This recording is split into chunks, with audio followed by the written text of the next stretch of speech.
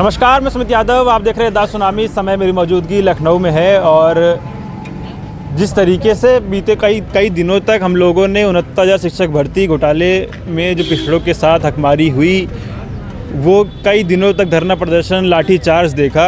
अब लेखपाल की भर्ती आई है, उसमें भी पिछड़ों के आरक्षण में घोटाले की अब बातचीत चल रही है। हमारे साथ बातचीत करने के लिए लौटाराम निषाद जी मौजूद हैं। समाजवादी पार्टी के नेता हैं, ओबीसी महासभा के प्रवक्ता भी हैं। बहुत बहुत स्वागत है लौटाराम निषाद। धन्यवाद आपके चैनल को।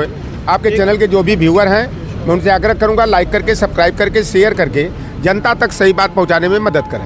एक बहुत बड़ा पिछड़ा वर्ग भारतीय जनता पार्टी को वोट करता है। भारतीय जनता पार्टी में बहुत सारे पिछड़े वर्ग के मंत्री भी हैं, लेकिन उसके बावजूद हम लोगों ने 69 शिक्षक भर्ती घोटाला देखा ही है।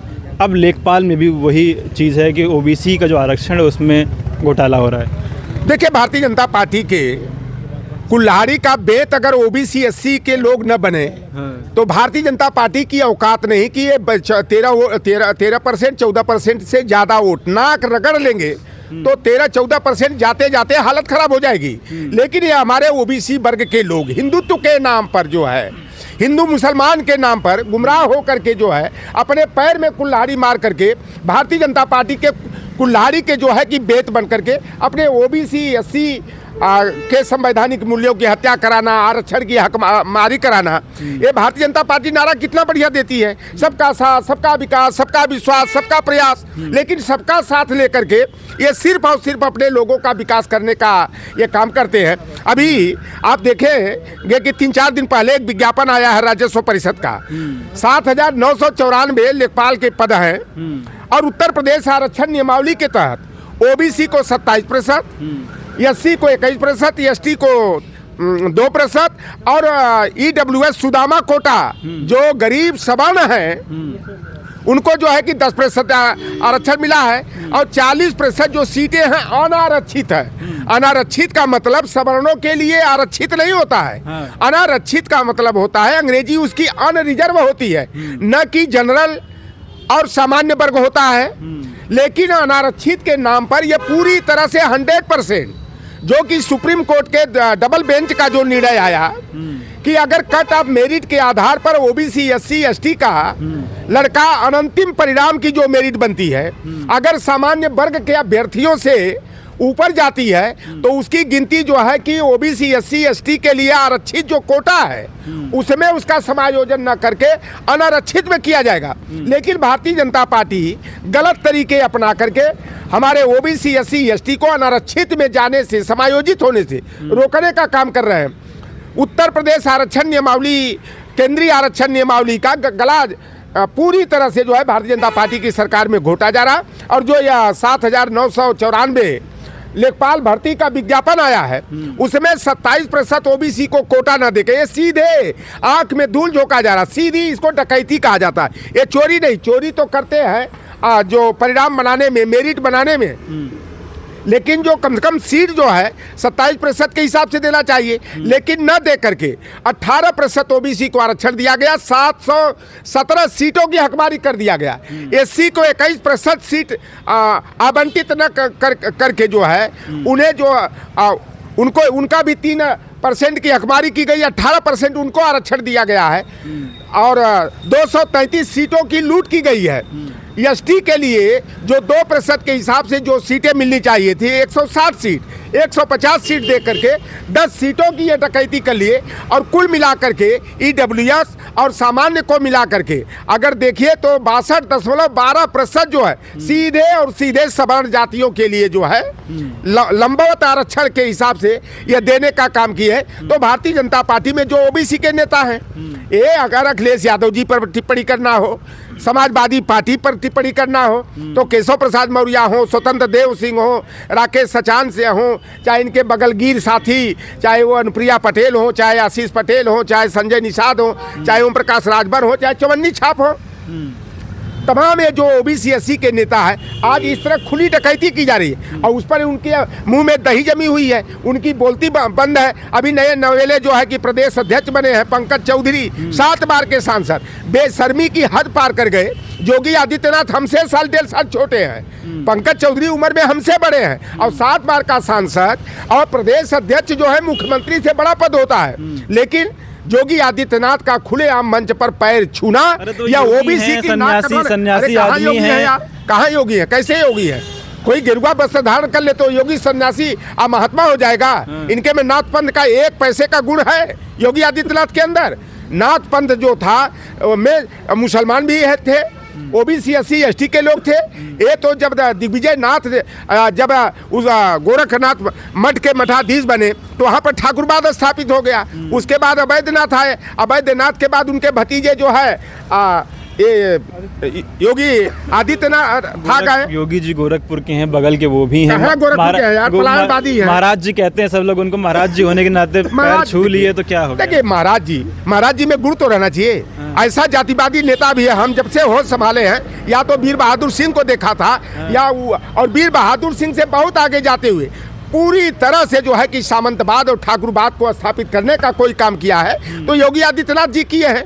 आप बताओ कि अमन यादव की हत्या का आरोपी यादव समाज के बच्चे आते हैं तो वहां पर तो बुलडोजर नीति लागू करने का आदेश कर दिया जाता है। और बलिया में जो है आयुष यादव की हत्या जो है कि 221-715 गैंग वाले जो है कि रोबिन सिंह कर देता है, पवन सिंह और राज सिंह कर देता है।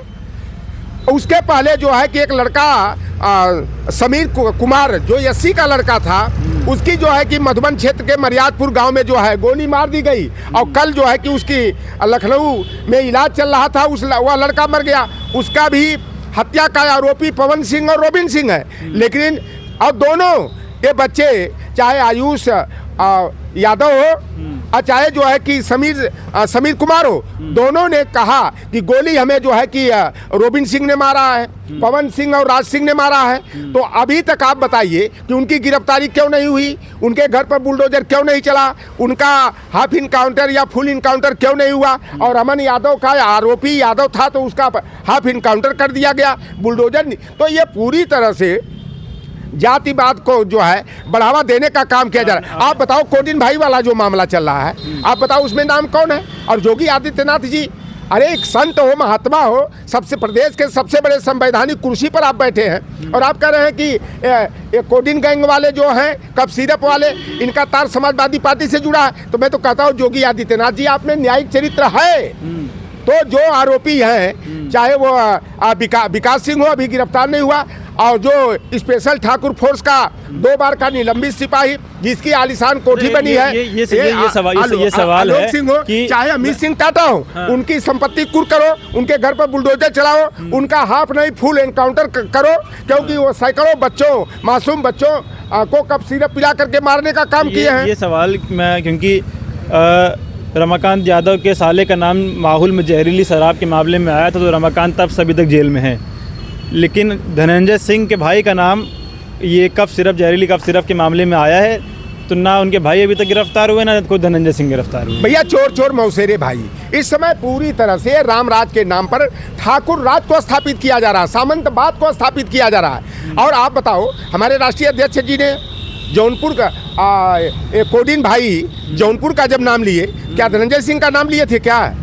तो भाई हम जौनपुर में कोडिन भाई का नाम लेने पर व्यक्तिगत ले लिया। अरे भाई अब हमने कोडिन भाई जौनपुर कहा तो तुम्हें लाल मिर्ची लगी तो मैं क्या करूं? मिर्ची क्यों लगी? हमने नाम लिया। तो भैया देखा, चोर की दाढ़ी में तिनका। अभी इस समय मैं देख रहा हूँ पूर्वांचल में जितनी गाड़ियां आ रही हैं, लैंड क्रूजर और डिफेंडर, ये सब के सब जो है कप सिरप के सौदेबाजी का रहा है। और योगी आदित्यनाथ में अगर तनिक भी न्यायिक चरित्र रहता, पूर्व प्रधानमंत्री विश्वनाथ प्रताप सिंह जी की तरह और कुंवर अर्जुन सिंह जी की तरह, तो अब तक जो ये कप सिरप में जो आरोपी का नाम आया, आप बताओ शुभम जायसवाल दुबई भाग गया, कैसे भाग गया भाई? उसको भगाने वाला कौन है? और अभी दिनेश कुमार जो आयुष विभाग में क्या सहायक के कुछ पद पर रहे, बड़ी जिम्मेदारी पूरी रही है। तो दिनेश कुमार तिवारी को क्यों बचाया जा रहा है? अगर दिनेश कुमार तिवारी को अगर गिरफ्तार, पहले एक सीसी पर 10 रुपया का इनका कोटा था। पहले अनिता सिंह थी उसी पद पर, फिर अब जो दिनेश कुमार तिवारी, लेकिन दिनेश कुमार तिवारी पर जो कि सीधे ब्रिजेश पाठक का उनके ऊपर हाथ है, तो उनको अगर कड़ाई से पेश आया जाए तो सारा मामला जो है दूध का दूध और पानी का पानी हो जाएगा। एक आखिरी सवाल, पंकज चौधरी का भी क्योंकि जिक्र हुआ इस चर्चा में, तो 2024 के नतीजों में सभी लोगों ने देखा कि एक जो कुर्मी वोट है जो काफ़ी अरसे तक भाजपा को जिसने वोट किया, 2024 में उसने समाजवादी पार्टी की तरफ अपना रुझान किया। क्या उसी को देखते हुए ये प्रदेश अध्यक्ष बदला गया है और कुर्मी बिरादरी के पंकज चौधरी को प्रदेश अध्यक्ष भाजपा ने बनाया है? तो क्या कुर्मी फिर इधर उधर होगा या फिर कैसे? देखिए, समाजवादी पार्टी ने लोकसभा चुनाव में सोशल इंजीनियरिंग को ध्यान में रखते हुए जिनकी जीतने की स्थिति थी, 1.5 लाख वोट लेकर के आने की, उसके हिसाब से चाहे निषाद समाज का प्रत्याशी बनाया गया हो, चाहे लोधी बिरादरी का बनाया गया हो, चाहे कुर्मी बिरादरी का, चाहे कुशवाहा बिरादरी का, चाहे जाटव और पासी बिरादरी का बनाया गया, उसी हिसाब से जो है कि टिकट का वितरण किया गया। और 10 टिकट जो है सीटें जो है समाजवादी पार्टी ने कुर्मी बिरादरी को दिया। 7 सांसद जीत करके आए। भारतीय जनता पार्टी जो अपने को कुर्मियों को गुलाम बना करके रखती थी और कुर्मी को अपना खास वोट बैंक समझती थी, वह खिसका, क्योंकि कुर्मी बिरादरी जो ये हमारे ओबीसी SC ST की हकमारी की जा रही है, संविधान और लोकतंत्र का मजाक उड़ाया जा रहा है, बंच ऑफ थॉट्स और we are and our nationhood defined की नीतियों को लागू करना, मनुस्मृति के विधान के अनुसार कार्रवाई करना, जिससे कुर्मी बिरादरी जो है सामाजिक न्याय के जनक कोल्हापुर रियासत के रियासतदार छत्रपति साहू जी महाराज को पढ़ लिया, राम लखन चंदापुरी रामस्वरूप वर्मा को पढ़ लिया। अब भारतीय जनता पार्टी मुखौटा के तौर पर 7 बार के महाराजगंज के सांसद, अगली बार देखना मैं उनको चुनाव हराऊंगा, मैं उनके खिलाफ चुनाव लड़ूंगा और हरवाऊंगा पंकज चौधरी को।